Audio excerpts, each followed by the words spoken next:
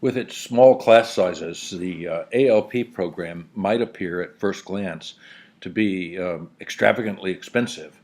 In this, the fourth and final video, we're going to find out just what the costs of ALP really are. So to do this, we're going to analyze the costs, assuming an incoming class of 1,000 students. So we'll have 1,000 students who show up on our doorstep needing developmental education in September. And under the traditional model, those 1,000 students will need to be placed into sections of 20 students each. And so we will need 50 sections to handle 1,000 students. And if we pay the faculty members 3 faculty credit hours for each section, we're going to do this calculation in faculty credit hours rather than dollars, because the dollar amount would, of course, depend on the salary of the faculty member. So we'll just calculate it in faculty credit hours. And to take care of those 50 sections, we would then need 150 faculty credit hours. Now, of those 1,000 students, remember that only 54% will actually ever attempt English 101, and that means we'll only need enough sections for 540 students. And at 20 students per section of English 101, that's 27 additional sections, and we pay those faculty members 3 faculty credit hours, so that it will cost the college 81 faculty credit hours for the 101 courses for those 1,000 students, or a total cost of 231 faculty credit hours. Now, under the ALP model, we'll assume the same 1,000 students show up, and we'll divide them into place them in sections of 8. So we're going to need so many sections, there probably won't be room on the screen for them. 125 sections, so they just fit on the screen. And here comes the first thing you need to know. When I was proposing ALP to my Vice President for Instruction, Mark McCulloch, I said we were going to have 8 students in a class, and he started picking up his papers and getting ready to leave the conference room. He said, there's just no way the college could. He says, I'd like to do this. I think it's a great idea, but we can't afford 8 students in a section. So sort of in desperation, I remembered that when occasionally I get to teach the mythology course, and when I do, sometimes my dean will call me up a few days before classes start and say, Peter, we've got bad news. The mythology course, we're going to have to cancel it. You've only got 8 students in there. Unless, my dean would say, unless, of course, you'd be willing to teach it for 2 credits, because that's the point at which the college breaks even, at 2 faculty credit hours for 8 students. And I've always hated that bargain. I've always thought that isn't fair. You've got me over a barrel and so forth. But I always accepted it, and because I love to teach the mythology course. So in my little desperate situation with the Vice President for Instruction, I reached back and pulled out this bargain that I had always been on the other end of, and offered it to him. And I said, well, Mark, what if the faculty were willing to teach these small sections for just 2 credits of load rather than 3? And he said, okay, right away. And then I realized what I had gotten myself into. Now I had to find some faculty members who would actually accept this bargain. And it wasn't easy that first semester, but I managed to come up with 4 colleagues who were willing to do it. The 5 of us taught the class. One of the 5, Sandra Grady, a good friend of mine, actually said to me, I don't really think this is a good idea, Peter, but if you really want me to, I'll teach this course, even though I don't really believe in it. And so I said, I really want you to, Sandra. So she did. And at the end of the semester, we met in my dining room, sitting around the dining room table, to sort of talk about how the semester had gone. And I said, let's start by going around the room and everybody just say 1 or 2 sentences, sort of overview of how you think the semester went. We'll start over here on the left, I said, because Sandra was sitting on my right, and I wanted her to be last. So we went around the room, and everybody said fairly flattering things until we got over to Sandra. And Sandra got a sort of fierce expression on her face and looked at me and said, Peter, I told you I didn't think this was a good idea. And you know I've been teaching at this school for more than 30 years. But I would have to say, this is the best teaching experience I've ever had. This is what I really went into teaching for in the first place. And I think that's the reason why faculty have been willing to teach ALP. It really is satisfying.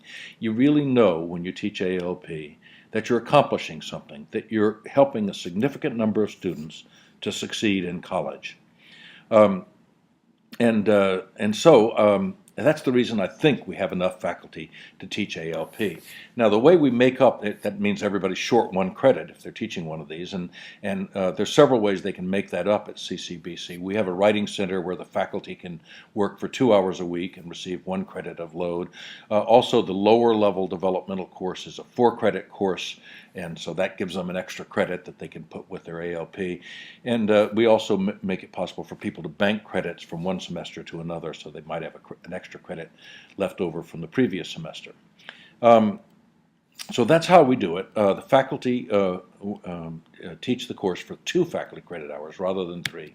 And so the cost for the 125 developmental sections for the 1,000 students is 250 faculty credit hours. And then remember that 100% of the ALP students will take 101. They take it, nobody drops out because they have to sign up for them concurrently. And so for 1,000 students, we will need 50 sections of ALP, of English 101 at 3 faculty credit hours per section. That's 150 more faculty credit hours. And so here you can see the totals, 231 faculty credit hours to provide developmental and credit English for 1,000 students under the traditional model, and for the ALP model, it's almost twice as much, 400 faculty credit hours. And so it appears that ALP is almost twice as expensive as the traditional model. I say appears, but we know appearances can be deceptive. To see how this is a deceptive analysis, let's take this process we're going through one step further. Let's imagine for a few minutes that we're actually wealthy industrialists, and our company has expanded tremendously. We've had a really good year, and we need to acquire a new factory to increase our output.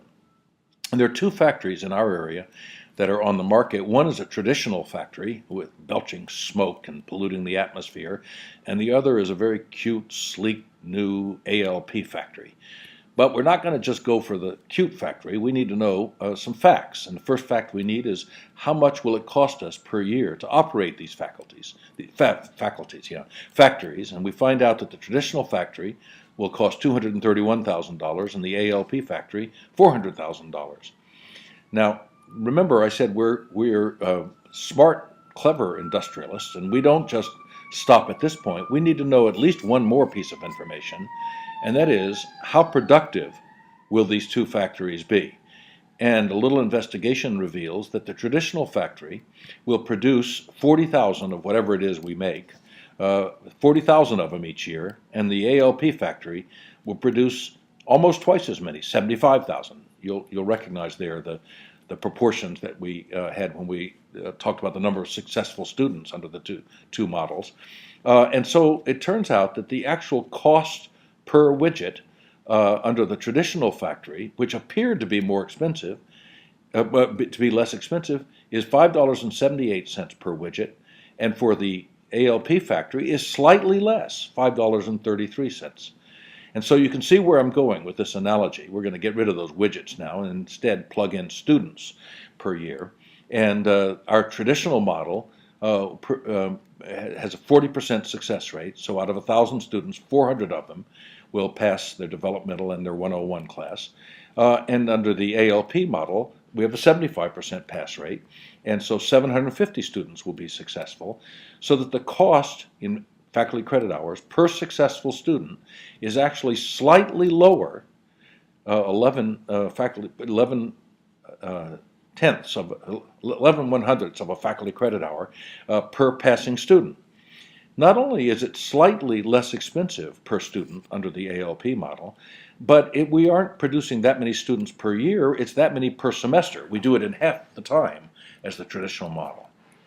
And so, to sum up everything we've been talking about in all 4 of these videotapes, I would say this. Compared to traditional approaches to developmental writing, ALP doubles the success rate, cuts the attrition rate in half, does it in half the time, 1 semester instead of 2, and does it at slightly less cost per successful student. If you don't have time to show all 4 videotapes to your vice president or your dean or your provost or your department head, I recommend you just show this last slide because it really sums up the argument altogether. And if you're successful and you do get to adopt to start up a few sections of ALP at your school, I wish you the best of luck, and I hope you'll let us know how it goes and tell us what it was that you started up, how it's working, and what your success rates look like. I hope they're even higher than ours. Good luck.